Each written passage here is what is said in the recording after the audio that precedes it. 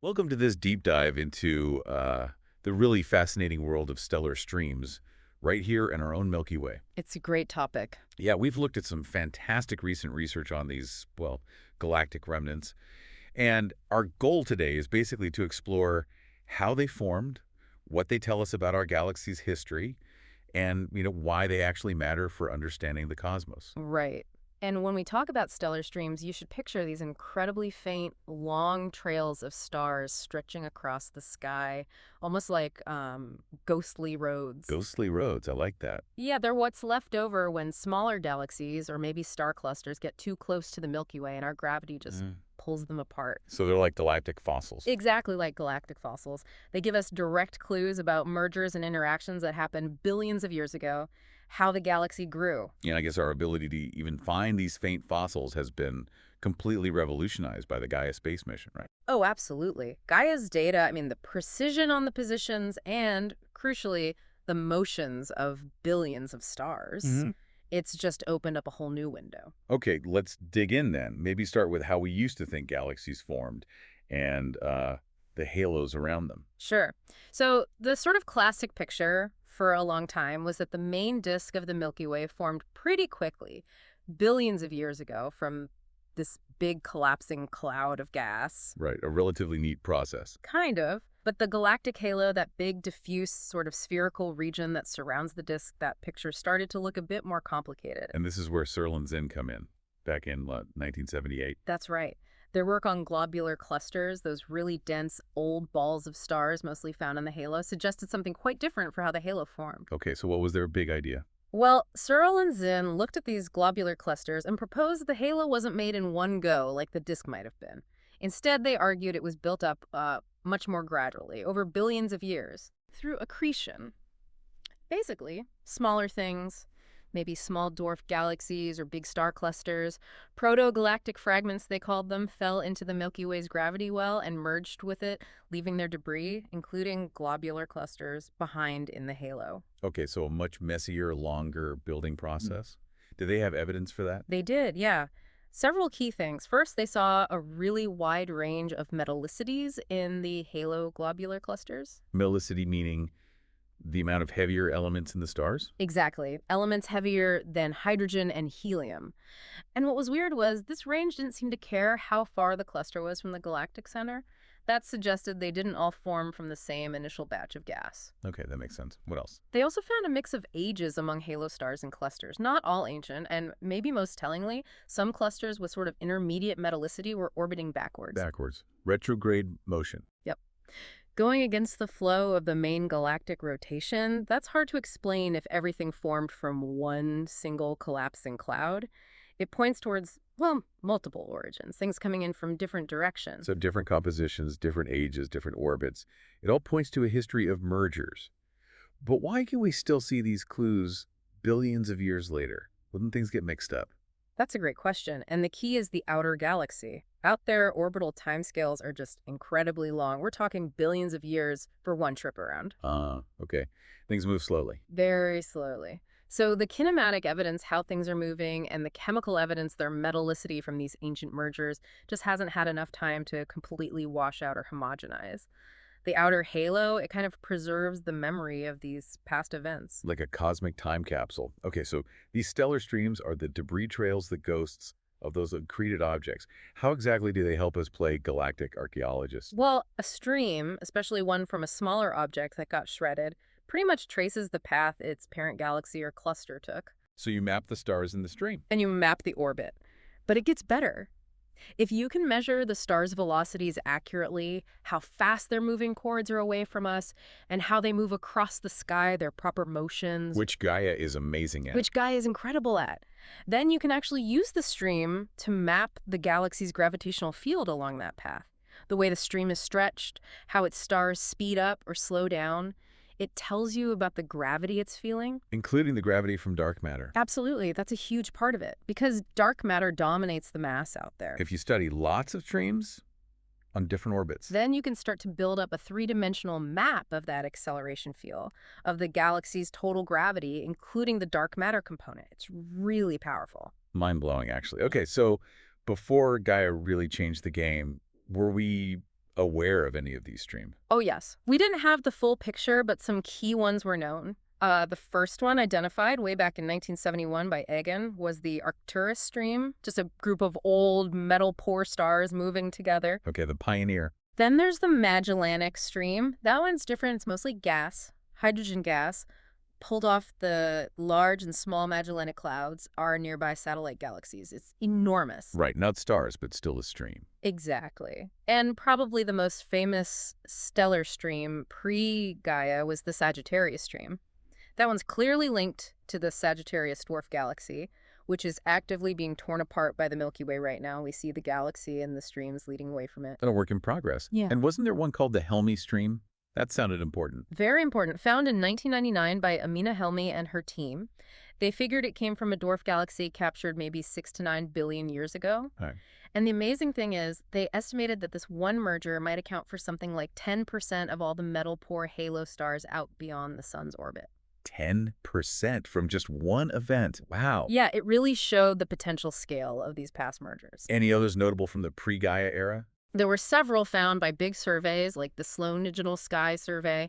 They got these evocative, underworld-themed names like Acheron, Casitos, Lethe, Styx. Keeping with the ghostly theme. Right. And the Cetus stream, which orbits over the galactic poles, plus Lamos 1, found with the Chinese Lamos telescope, and the Phoenix stream found by the Dark Energy Survey. So the pieces were starting to come together. We knew the halo wasn't quiet. But then Gaia launched, collected its data, and things really kicked into high gear. That's putting it mildly. Gaia's data released too, especially with data for well over 1 billion stars. The precision was just astounding. Suddenly, you could pick out groups of stars moving together across the sky, even very faint, sparse ones that were just invisible before. It wasn't like looking for needles in a haystack anymore. No, it was like Gaia handed us a magnet that pulled out all the needles. It truly started a new era. And one of the first really huge discoveries from Gaia DR2 was this Gaia Enceladus stream, right? Sounds like a big one. Huge. Also identified by Helmy's group in 2018. They argued this stream, and a lot of associated stars in the inner halo, came from a pretty massive merger event. The incoming galaxy, they called it Gaia Enceladus, might have been more massive than the Small Magellanic Cloud. Okay, so not a small snack for the Milky Way. No, a substantial meal, and it happened around 10 billion years ago. They suggested this merger actually puffed up the early thin disk of the Milky Way, creating what we now call the thick disk. Ah, so it didn't just build a halo, it actually impacted the main disk structure too. That's the idea. And intriguingly, they proposed it might have been the last major merger our galaxy experienced. The last major one. That gives you a sense of cosmic history, doesn't it? It really does. And Gaia DR2 kept delivering. I remember reading about a whole batch of new streams found around the same time. Absolutely. Rodrigo Ibarra and his team developed an algorithm called Stream Finder. They applied it just to Gaia DR2's positional and brightness data, no velocity data initially, and uncovered 8 new streams relatively nearby within about 30,000 light years. And these got the Norse mythology names. That's them. Slid, Silgur, Ylgur, Fimbulthul, Svol, Fjorm, Jöl, and Leipter. And later studies, getting spectra to measure their chemistry and velocities, confirmed they were real and mostly metal-poor, as you'd expect for accreted objects. Fimbulthul. Didn't that one turn out to have a connection to something else famous? Yes. Omega Centauri. The biggest, most massive globular cluster we know, so massive, some think it's the leftover core of a dwarf galaxy itself. Ibarra's team showed that Fimbulthul is very likely the trailing tidal tail of Omega Centauri, stars stripped off it by the Milky Way's gravity. They even found the stream and the cluster stars shared the same age. A really neat connection. That is cool, tying a stream directly to its likely parent like that. Okay, what about LMS-1 Wukong? That sounds like another significant find, maybe discovered in different ways. Exactly. It's a great example of independent discovery confirming a structure. One group, led by Yuan, found it using specific types of stars, RR Lyrae variables, and blue horizontal branch stars, and called it LMS-1 for low-mass stream 1. Almost simultaneously, Rohan Naidu and colleagues, using combined Gaia data and velocities from the H3 survey, found the same structure and named it Wukong, after the Monkey King from Chinese mythology. So different methods, different stars, same stream. That makes you confident it's real. Definitely. And studies since then, like one by Malhan in 2021, have shown it has internal substructure, little clumps within the stream, and mapped out its orbit. It's amazing we can see that level of detail now. Then there's the Arjuna Sukhoi Toy group? Sounds complicated. It does. This seems to be a collection of structures, mostly orbiting retrograde, that might actually come from not one, but maybe three separate merger events. Work by Myong, they do, and others suggest these might be distinct accretion events that just happen to overlap somewhat in terms of their orbital properties. So the halo is like a tapestry woven from many different threads. That's a perfect analogy. And speaking of Naidu's work, in that 2020 paper, they looked at a large sample of giant stars out to about 160,000 light years. And they concluded that they could associate something like 95% of those halo stars with known merger events or structures. 95%. So almost the entire stellar halo is built from these mergers. That's what their analysis strongly suggested. It implies the halo isn't really a separate component formed in place, but almost entirely the result of accumulated debris from dwarf galaxies, plus maybe some stars kicked out from the disk long ago. That's a pretty profound conclusion about our galaxy's formation. What about Nix? That one sounded like it was closer to home. Yeah, the Nix stream, identified by Lena Nessib and colleagues in 2020, is interesting because it seems to be right here in the solar neighborhood and co-rotating with the disk, but also moving vertically through it. Okay. Their initial idea was it came from a dwarf galaxy merger where the dwarf got dragged into the disk plane before disrupting. But its origin is actually still debated. Some follow-up work questioned if it's truly extragalactic or maybe formed differently within the Milky Way. Ah, okay. So not every structure has a clear-cut story yet. Sure. Science in progress. Exactly. It highlights that this is still an active field, and interpretations can evolve as we get more data or better models. So moving on to Gaia's early data release 3, EDR3. Even better data. Did that allow for a kind of synthesis, pulling all these different streams and groups together? It really did. Kyodio Han led a major study in 2022 using EDR3. They managed to dynamically link a huge number of objects, 170 globular clusters, 41 streams, 46 satellite galaxies into 6 main groups based on their orbital properties, which likely correspond to major merger events. 6 main contributors to the halo. At least 6 significant ones that they could identify. These included the ones we've discussed: Sagittarius, Cetus, Gaia Enceladus, LMS-1 Wukong, Arjuna Toy, and they identified a new one they named Pontus. Pontus. Yeah. Another one.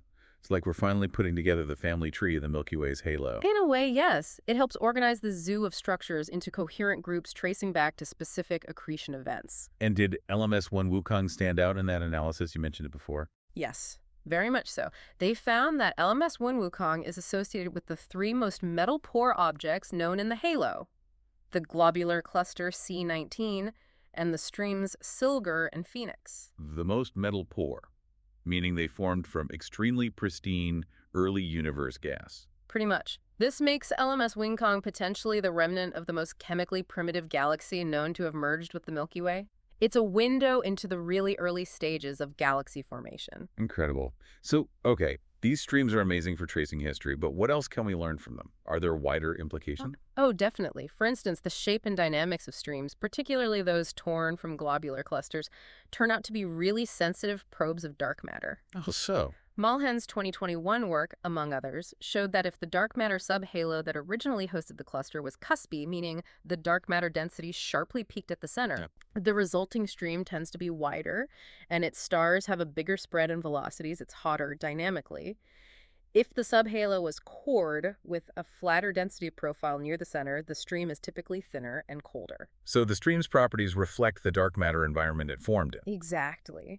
By studying the details of streams, we can potentially constrain the nature of dark matter halos on scales much smaller than previously possible. It's a really exciting avenue.